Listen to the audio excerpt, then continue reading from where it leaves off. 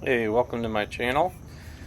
Today I want to just give an overview of what's happening here. I was trying an experiment. I had a nucleus, a 5-frame nucleus of a swarm trap that I caught, and basically I ended up using the swarm trap as a nucleus hive, and that hive did just fine.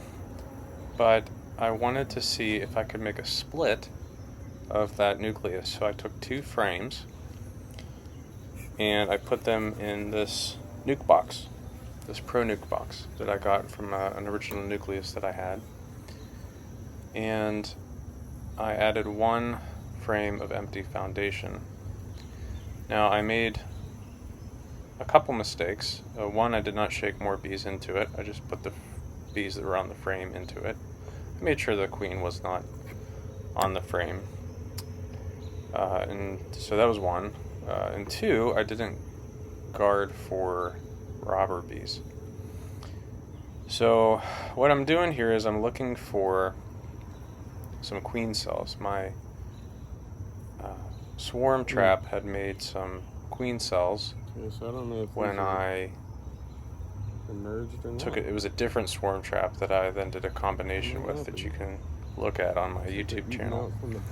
Anyway, I cut those swarm cells out and actually rubber banded them in, and you can see that rubber band there. And if you look in that rubber band, the very bottom, just poking out where the bees are sitting, you'll see 2 swarm cells. And those swarm cells I cut out and I rubber banded onto that, and I wanted to see if they would work, and they did not work. The bees seemed like they ate out the swarm cells from behind the comb, or the wax, and they rejected those swarm cells, which I thought was interesting. It's currently 95 degrees outside. We're in Pittsburgh, Pennsylvania. And so I'm just looking through here and wondering, did those queens hatch? I don't think so. I think they would have come out the normal way to the end of the swarm cell. But here I'm looking for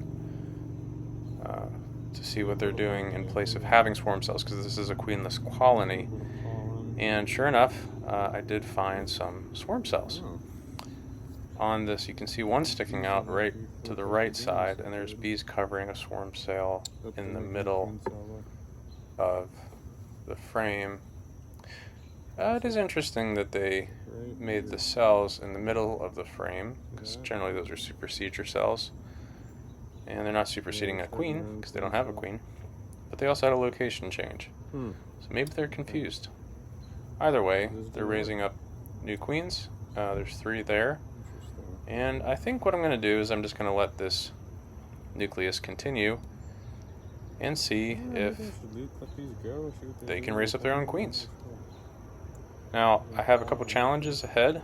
I added a robber screen in front of the entrance because I believe this is being robbed. You can see I put I think a 1.5 gallon feeder there, and I added about a half gallon to it, and it was empty when I went to check.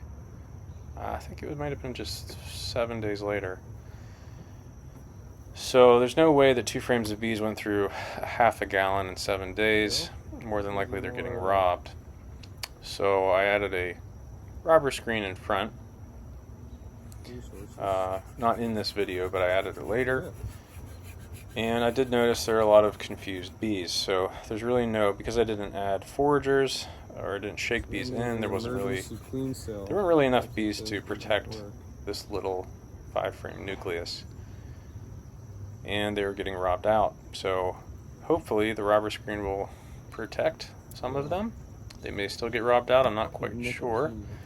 More than likely they're getting robbed out by my own bees, but you never know. And I think I'm just going to allow this experiment to continue and see what happens. So thanks for watching. I realize the shots weren't great, but I'll try to do better in the future and let you know what happens with this nuke. We'll see you later.